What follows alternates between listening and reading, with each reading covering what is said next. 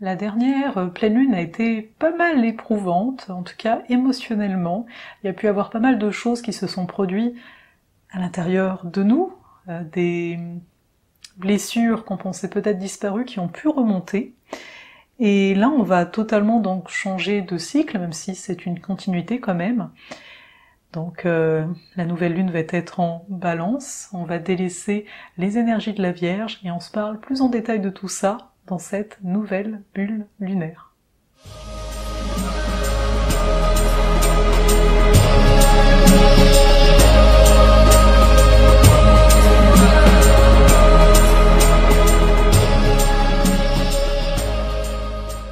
Alors pour commencer, un petit flash info, comme vous en avez l'habitude, simplement pour vous dire que le mercredi 25 septembre se tient un recalibrage stellaire, donc un soin de groupe à distance sur don volontaire, où là on va profiter pleinement du côté aérien de la Balance, mais de façon plus précise, ce soin va vraiment viser à nous aider au niveau de notre structure interne, en lien beaucoup aux autres, en lien beaucoup au relationnel. Donc voilà, n'hésitez pas si vous voulez en faire partie, et si vous regardez bien sûr cette vidéo avant le 25, on s'entend. Aussi, si vous êtes à Montréal, le 12 octobre prochain, c'est un samedi, ce sera pour une journée totale, complète, se tiendra un atelier donc à Montréal, la route des possibles, où je vais venir vous parler de votre chemin de vie, des différents axes, on va parler du Bélier, de la Balance, du Poisson, de la Vierge, etc. Donc par rapport à votre carte du ciel, mais aussi de façon globale, pour bien finalement intégrer ces énergies en chacun de nous, et surtout intégrer son chemin, en tout cas ce qu'on appelle les nœuds lunaires en astrologie, parce que l'atelier va porter là-dessus, c'est vraiment la colonne vertébrale d'une carte du ciel. Donc voilà, que vous ayez des connaissances ou pas en astrologie, vous êtes les bienvenus, ce sera d'ailleurs l'occasion de savoir lire votre carte, de pouvoir déterminer quelle est telle planète, quel est tel signe. En tout cas, voilà, vous êtes aussi les bienvenus là-dessus. Maintenant, on va passer à ce nouveau cycle. Donc période de nouvelle lune, donc nouveau cycle, comme vous en avez l'habitude maintenant. Donc ce cycle-là, j'ai eu envie de l'appeler le cycle, enfin un cycle en tout cas, le cycle de visualisation et manifestation. Ça peut paraître obscur dit comme ça. En fait, c'est simplement qu'on va le voir avec cette nouvelle lune, on va être dans un processus, on va être amené à déterminer, à clarifier pas mal notre esprit, qu'est-ce qu'on veut. Et ensuite, dans la pleine lune qui suivra, donc une pleine lune qui sera en Bélier, on va avoir la possibilité de manifestation. Voilà, mais une manifestation qui passera par le fait d'avoir appris à s'aimer, avoir appris à aimer nos limitations, ce qui nous déplaît habituellement en nous, mais aussi avoir appris à avoir de la compassion par rapport aux gens qui peuvent nous entourer, avec qui on peut collaborer, etc. Donc voilà pour le titre de ce cycle, pourquoi du comment. Vis-à-vis de cette nouvelle lune, on commence tout de suite avec le chapitre 1er,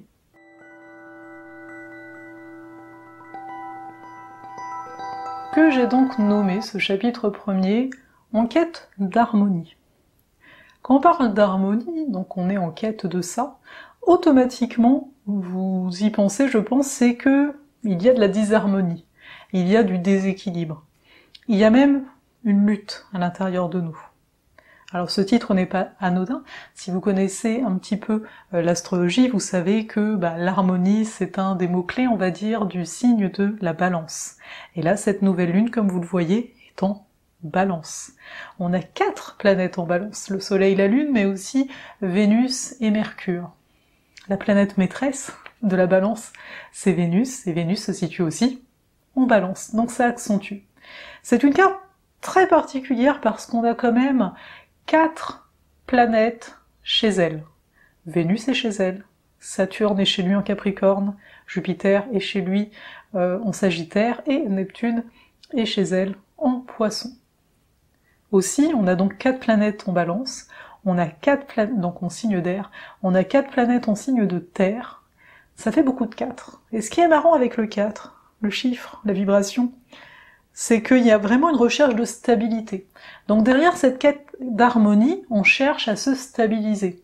Chose qui est soutenue par le fait qu'on a des signes cardinaux ici, donc la Balance et le Capricorne qui sont représentés, donc des signes qui vont nous pousser à affiner notre volonté. Alors pourquoi affiner? Parce que dans le signe de la Balance, on parle bien souvent du doute, de l'hésitation. Et si on doute et on hésite, c'est bien souvent parce que on n'est pas aligné avec nos valeurs profondes et fondamentales. On ne sait pas ce qu'on veut. Et ce nouveau cycle, cette nouvelle lune, va nous amener à savoir ce qu'on veut. Et comme on est quand même en signe d'air, et dont l'axe en fait Balance-Bélier, on s'entend que la relation à l'autre nous pousse à savoir ce qu'on veut. C'est-à-dire que peut-être, si je vis une insatisfaction pendant cette période, eh bien, pourquoi je vis cette insatisfaction? Est-ce que mon attente, parce qu'on en a, est-ce que mon attente a été nommée? Si mon attente n'a pas été nommée, oui, peut-être il s'est passé quelque chose, pas comme je l'imaginais, pas comme je le voulais, etc. Ça ne veut pas dire que l'autre en face était contre nous, mais qu'on n'a pas exprimé. Et bien souvent, si on n'exprime pas, c'est parce que ce n'est pas clair à l'intérieur. On s'entend, je peux pas parler de quelque chose si, souvent on va dire, d'ailleurs avec les émotions, mais je sais pas trop, c'est flou, donc j'ai du mal à mettre des mots. Et pourtant, si vous avez une émotion, c'est un petit peu à part mais c'est pas grave, si vous avez une émotion et que vous la nommez, genre je suis en colère et je vais le dire, je suis en colère, et bien déjà l'émotion perd de son emprise. Et c'est la même chose au niveau de ce qu'on pourrait appeler notre direction, qu'est-ce que je veux ou qu'est-ce que je veux pas. Si j'arrive à déjà nommer peut-être que je ne sais pas ce que je veux, juste ça. Parce que souvent, avec notre mental, on peut pas juste dire ça. L'autre attend que je sache. Mais peut-être, à l'heure actuelle, je ne sais pas. Et, ok, donc ça crée de l'espace, en fait. Si tu ne sais pas, ça veut pas dire que t'as envie de rien. Ça veut juste dire que tu n'arrives pas à clarifier intérieurement c'est quoi que tu veux. Et à mon sens, pour savoir ce qu'on veut, autant accepter des invitations de la vie. Se permettre de faire des choses que peut-être habituellement on fait pas. Ça revient un petit peu au fait que comme je sais pas de quoi j'ai envie, pourquoi pas faire ce truc-là, tu sais pas si tu le veux, mais pourquoi pas. Après on s'entend dans le raisonnable, on va pas partir dans tous les sens, ça c'est toujours, encore une fois, les extrêmes du mental quand on dit ce genre de choses, le mental il va dire mais dans ces cas-là, genre je vais faire ce truc-là, ça a du sens. Ouais, peut-être, tout peut avoir du sens à un moment, mais on s'entend, là, le but n'est pas de faire tout et n'importe quoi, c'est vraiment de juste arriver à arrêter ce système qui peut-être, pas obligatoirement, peut vous plomber des fois, de vous dire, je ne sais pas, et genre, je veux rien, tatati, tatata. Parce que dans les faits, si on s'observe réellement, ce que nous a permis de faire beaucoup la Vierge, s'observer soi, eh bien on va avoir des sensations, on va avoir la sensation que là je me sens bien. Oui, peut-être que je suis pas en train de faire quelque chose de particulier, mais je me sens réellement bien. Ou au contraire, je suis en train de faire plein de trucs, mais parce que dans le fond, je me sens pas bien. Et vous voyez, pour moi, ça c'est vraiment la base de tout, de reconnaître le fait que je me sens comme ci ou je me sens comme ça. Et après, peut-être que je ne sais pas sur l'instant qu'est-ce qui pourrait me faire plaisir, mais ce qui est clair, c'est que je fais ça parce que je fuis une peur, je fuis quelque chose qui me semble dangereux, désagréable, etc. Donc, ici, avec ces énergies de la Balance, on est à même, grâce à notre relationnel, grâce aux gens qu'on croise notamment, d'avoir comme, j'ai pas envie de dire des miroirs parce que c'est pas ça, mais des flèches, des choses qui vont venir nous toucher, plus que d'autres, et là, à nous finalement d'accueillir ça et de se dire, ok, c'est ça, c'est là, mais donc, si dans cette situation je ne suis pas d'accord avec ça, c'est que je sais avec quoi je suis d'accord à côté. Et donc là, petit à petit, d'arriver à extraire de quoi on a envie. Parce que cette quête d'harmonie, l'harmonie est particulière à chacun. Pour moi, l'harmonie, c'est peut-être d'avoir du temps pour moi en masse, alors que pour un autre, c'est d'être au contact des autres tout le temps. Dans le sens où, juste observons notre vie, et voyons où est-ce qu'il y a un manque? quelque chose qui n'est pas comblé, et peut-être qu'on va faire plein de choses pour combler cet aspect-là, ou peut-être au contraire, on va rien faire de la même façon, parce qu'il y a un aspect qui est pas comblé, et comme ça nous paralyse de toute autre envie, on est vraiment unique à ce niveau-ci, donc on va se retrouver, on s'entend, il n'y a pas 36 000 options, mais vraiment s'observer soi-même.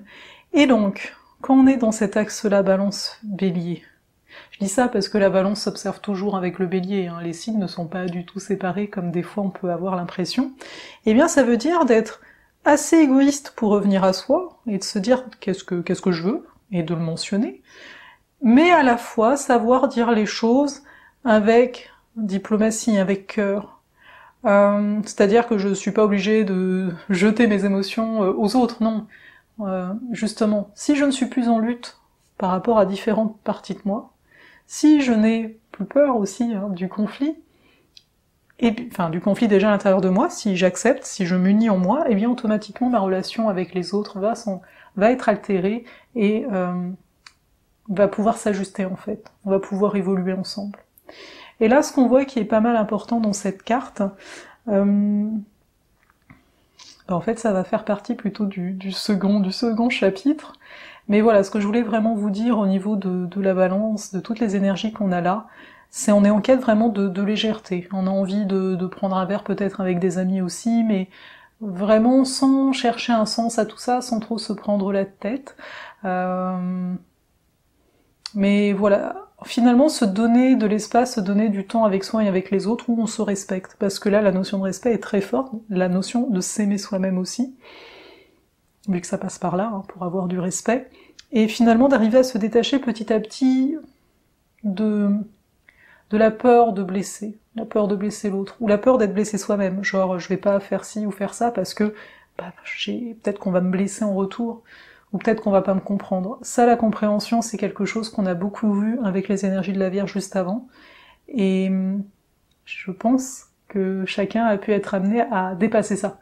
L'envie, la quête de compréhension. Là, on est dans la quête d'harmonie, la quête de compréhension. Une fois qu'on a lâché ça, ça va mieux. Et au niveau de la quête d'harmonie, qui est un peu le titre de ce chapitre, c'est un peu le même principe. À un moment, on apprend à voir que la vie n'est pas toute ordonnée comme ça, que parfois, on avait prévu telle chose, et là, ça ne marche pas. C'est un peu tout ça, l'enseignement qu'on a eu pendant le mois de septembre. Mais donc, c'est de se permettre de connecter davantage encore à son cœur, à ce qu'on ressent justement la justesse avec la balance aussi, pour nous sur l'instant.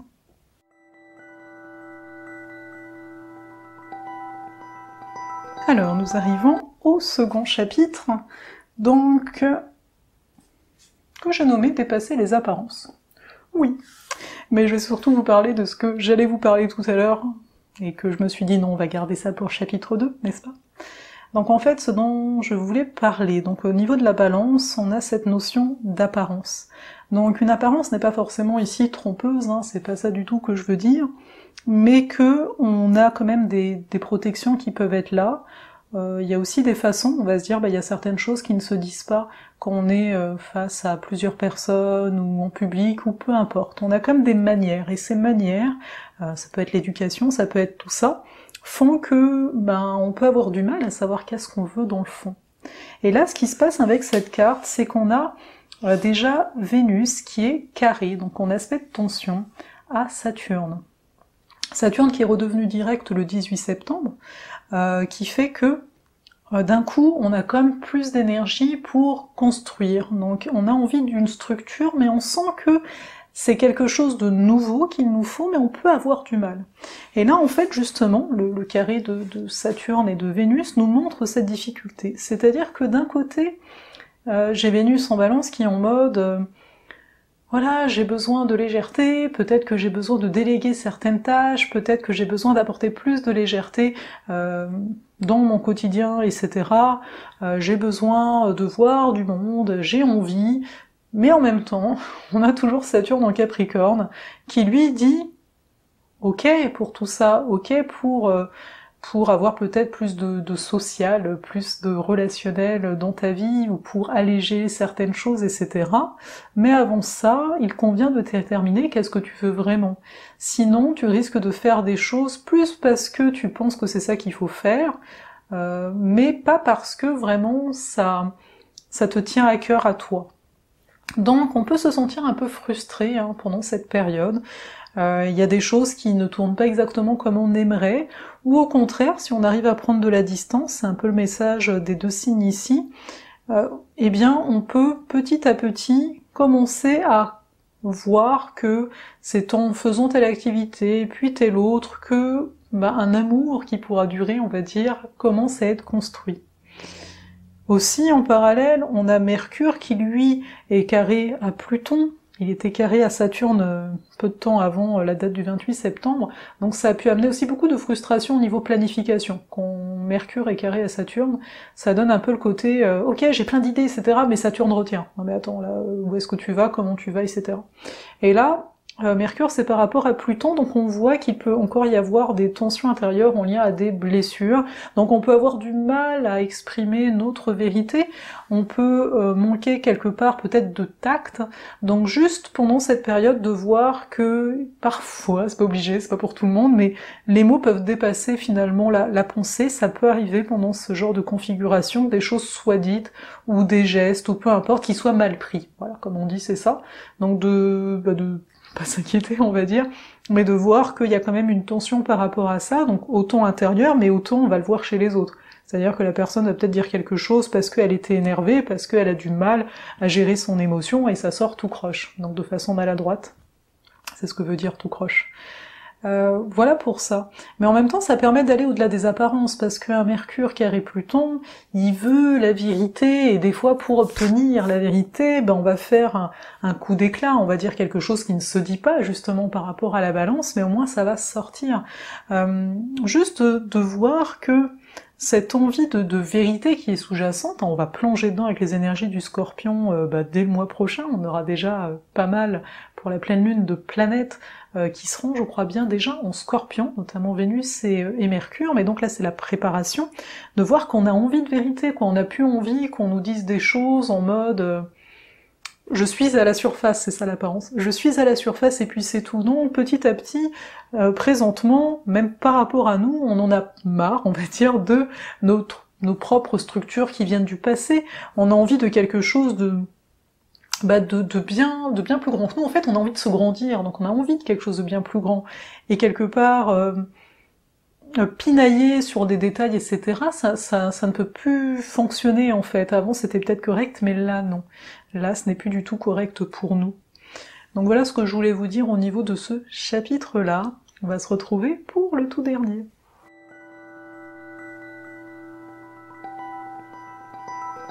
Alors le tout dernier, c'est un petit peu un résumé, on va dire.